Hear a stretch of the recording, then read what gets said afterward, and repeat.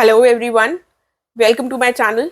Thank you so much जिन्होंने भी subscribe किया है, मेरे वीडियोस को लाइक किया है, थैंक यू वेरी मच। जिन्होंने नहीं किया है सब्सक्राइब या मेरे वीडियोस को लाइक, तो प्लीज़ कर लीजिएगा, क्योंकि डेफिनेटली जो भी मैं वीडियोस लाऊंगी वो आपके लिए इन्फॉर्मेटिव होंगे और कुछ ना कुछ आपको उससे सीखने को ज़रूर मिलेगा। ठीक है, तो आइए आज हम कौन से टॉपिक पर बात करने वाले हैं। आज हम बात करने वाले हैं यूपीएससी, यूपीपीसीएस या फिर दोनों, क्या चूज़ करना चाहिए। देखिए, पहले तो मैं बता दूं कि मैं कुछ आपको ये नहीं बताऊंगी कि आप इसको चूज कर लीजिए या आप इसको छोड़ दीजिए। मैं आपको बताऊंगी कि दोनों के एग्जाम्स, दोनों ही जो हमारे एग्जाम्स हैं उनमें क्या डिफरेंसेस हैं, और उन डिफरेंसेस को ध्यान में रखकर डिसीजन आपको खुद लेना होगा। अब आपको डिसीजन लेने में ये जो डिफरेंसेस हैं वो डेफिनेटली हेल्प करेंगे। साथ में आप अपनी कैलिबर, अपनी कैपेसिटी को जानते हैं, उस हिसाब से सही निर्णय लेने का हक आपके पास है और आपको खुद ही लेना चाहिए। किसी सोसाइटल प्रेशर में, हमारे पेरेंटल प्रेशर में, पापा कह रहे हैं, मम्मी कह रही हैं, या किसी पीयर प्रेशर में हमारे दोस्त कर रहे हैं, ऐसा बिल्कुल भी मत कीजिए। क्योंकि टू बी वेरी फ्रैंक, बहुत ज़्यादा कंपटीशन है। देखिए, ये मैं बात अक्सर कहती हूँ, लेकिन ये डराने के लिए नहीं कहती हूँ, ये बहुत सच्चाई, मतलब ये बहुत ही सच्ची बात है। क्योंकि आप मान लीजिए कि हमारे 1000 लोग हैं और 1000 लोगों में अगर 200 लोग भी बहुत ज़्यादा पढ़ रहे हैं तो सीट्स केवल 4-5 हैं। ठीक है, तो इस रेशियो से चीज़ें हैं, राइट। ये सिर्फ रेशियो समझाने के लिए मैंने बताया है। तो 200 में केवल 4-5 लोग ही होंगे जिनको वो सीट्स मिल पाएंगी, और पढ़ने वाले 200 हैं, तो आपको भी उन्हीं 200 में जाना है, राइट। अगर आप 800 में रह गए तो फिर कोई भी फायदा नहीं है, राइट। तो इसको मोटिवेशन की तरह लीजिएगा, डीमोटिवेट मत होइएगा इससे। तो अब हम आते हैं डिफरेंसेस की बात करेंगे। उससे पहले मैं बताऊं कि दोनों ही एग्जाम्स जो हैं इसमें 3 स्टेजेस होती हैं। पहला प्रीलिम्स, दूसरा मेंस और तीसरी होती है इंटरव्यू, चाहे वो यूपीएससी का एग्जाम हो चाहे वो यूपीपीसीएस का एग्जाम हो। प्रीलिम्स से हम शुरू करेंगे। प्रीलिम्स में 2 पेपर होते हैं, दोनों में ही, यानी कि यूपीएससी और यूपीपीसीएस दोनों में ही 2 पेपर्स होते हैं। एक होता है GS1, दूसरा होता है GS2, राइट। GS1 जो होता है उसी से हमारे कट ऑफ निकलता है।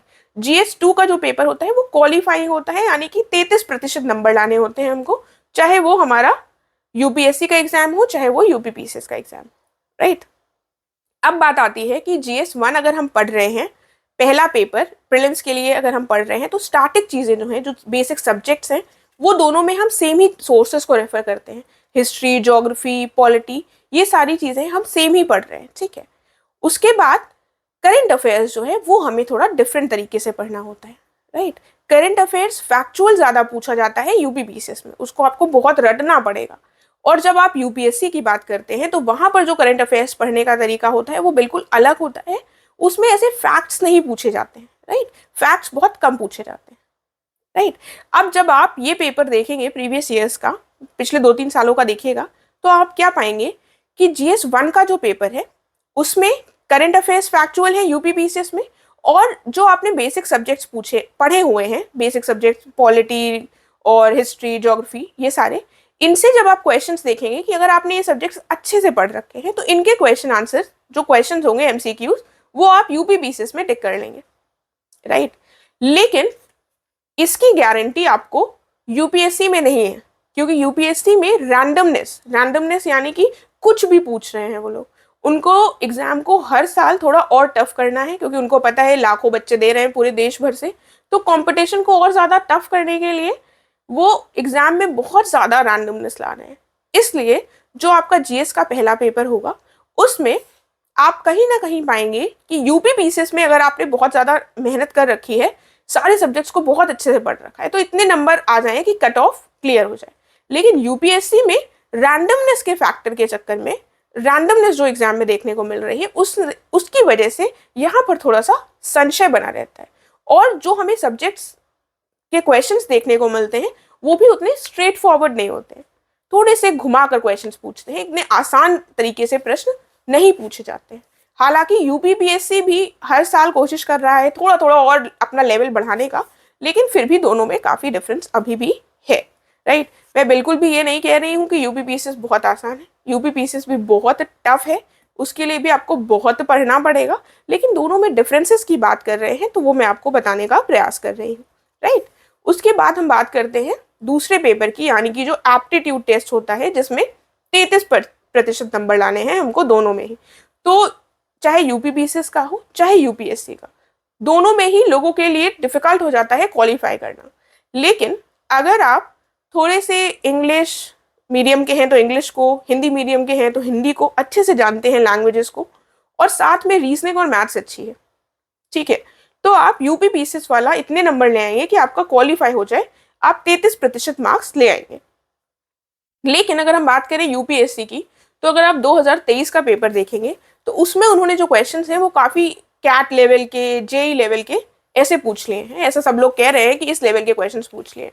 तो वहां पर भी 33% नंबर लाना टफ होता है, यूपीपीसीएस में भी टफ होता है, लेकिन उसके लिए मैंने कंडीशंस बता दी कि आपको मैथ्स, रीजनिंग, बेसिक थोड़ी सी स्ट्रांग हो तो वो आप निकाल लेंगे। लेकिन यहाँ पर जो है, यहाँ पर क्वेश्चंस को एक तो बहुत वो लोग लेंदी देते हैं, साथ में परम्यूटेशन कॉम्बिनेशन से ही जैसे इस बार उन्होंने सारे क्वेश्चंस पूछ लिए, जिसकी वजह से सी सैट निकालना ही बहुत टफ हो गया। और जब तक हमारा सी सैट यानी कि GS2 नहीं निकलेगा तो GS1 का पेपर चेक नहीं हो पाएगा, राइट। तो यूपीएससी में प्रीलिम्स में जो पैटर्न रहता है और जो यूपीपीसीएस में प्रीलिम्स में पैटर्न रहता है वो हमने डिस्कस कर लिया, ठीक है। तो ये आपको समझ में आ गया होगा कि प्रीलिम्स क्वालिफाई करना थोड़ा टफ होता है, राइट, यूपीपीसीएस का भी, यूपीएससी का भी। लेकिन दोनों में ही अगर हम कंपैरिजन करें तो यूपीएससी का प्रीलिम्स जो है उसमें रैंडमनेस के कारण वो थोड़ा सा ज़्यादा टफ हो जाता है, राइट। उसके बाद हम आते हैं मेंस स्टेज में। मेंस स्टेज में 2022 तक यानी कि पिछले साल तक क्या होता था, दोनों में ही पेपर होते थे GS 1, 2, 3, 4, 4 GS के पेपर होते थे, एक एसए का पेपर होता था, राइट, और एक ऑप्शनल का पेपर होता था, मतलब 2 ऑप्शनल के पेपर होते थे दोनों में। साथ में यूपीपीसीएस में जनरल हिंदी का पेपर होता था और यूपीएससी में किसका होता था, जनरल हिंदी का नहीं होता है, उसमें लैंग्वेजेस का पेपर होता है, ठीक है। तो ये पेपर होते हैं। तो अभी तक तो हमारा मेंस का सिलेबस काफ़ी कॉमन था, तो वो हमारा एक साथ टैकल हो जा रहा था। लेकिन अब 2023 से क्या डिफरेंस आ गया है कि यूपीपीसीएस में इन्होंने क्या किया है, इन्होंने ऑप्शनल सब्जेक्ट को हटा दिया है और अब क्या ले आए हैं ये, अब लेकर आ गए हैं GS 5 और 6 जो कि किससे रिलेटेड है, यूपी से रिलेटेड है, राइट। और ऑप्शनल अभी भी हमारा यूपीएससी वाले एग्जाम में बरकरार है। तो अब अगर हम यूपीएससी और यूपीपीसीएस दोनों की प्रिपरेशन कर रहे हैं तो हमको 2 चीज़ों को साथ में लेकर चलना पड़ेगा। एक तो हो गया हमारा GS 5 और 6 और दूसरा क्या हो गया हमारा ऑप्शनल, राइट। तो ये बैलेंस बनाना होगा, ठीक है। इंटरव्यू में थोड़े थोड़े मार्क्स का डिफरेंस होता है और वो काफ़ी बात की स्टेज है। तो आई होप प्रीलिम्स और मेंस में जो डिफरेंसेस हैं वो आप समझ पाए होंगे, और इन्हीं पॉइंट्स को ध्यान में रखते हुए कि अगर आप देखिए यूपीएससी का एग्जाम भी अगर कोई निकाल रहा है तो वो भी हमारे जैसा ही है, और यूपीपीसीएस का एग्जाम भी कोई निकाल रहा है तो वो भी हमारे और आपके जैसा ही है, कोई वो अलग से नहीं आते हैं, मेहनत करते हैं और थोड़ा सा लक भी साथ दे देता है तो एग्जाम निकल जाता है, राइट। तो पहले मेहनत कीजिए और लक पर डिपेंडेंट बाद में होइएगा, कि जब आपका पूरा मेंस तक क्वालिफाई हो जाए तब लक के बारे में सोचिएगा। अभी मेंस तक भगवान का नाम लेते रहिए और पढ़ते रहिए, निकल जाएगा, राइट।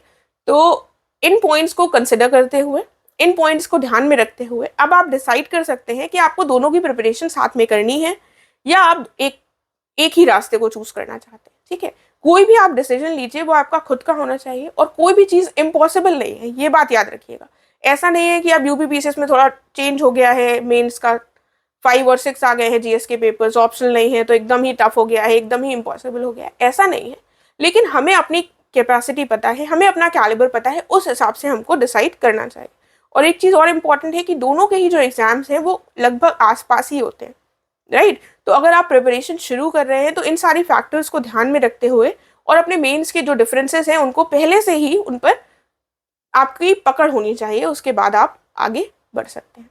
और साथ में आप मुझसे टेलीग्राम चैनल के माध्यम से जुड़ सकते हैं, उसका लिंक मैं डिस्क्रिप्शन में डाल दूंगी। अगर आपका कोई भी क्वेश्चन है यूपीपीसीएस एग्जाम से संबंधित तो मैं प्रयास करूंगी उसका आंसर देने का।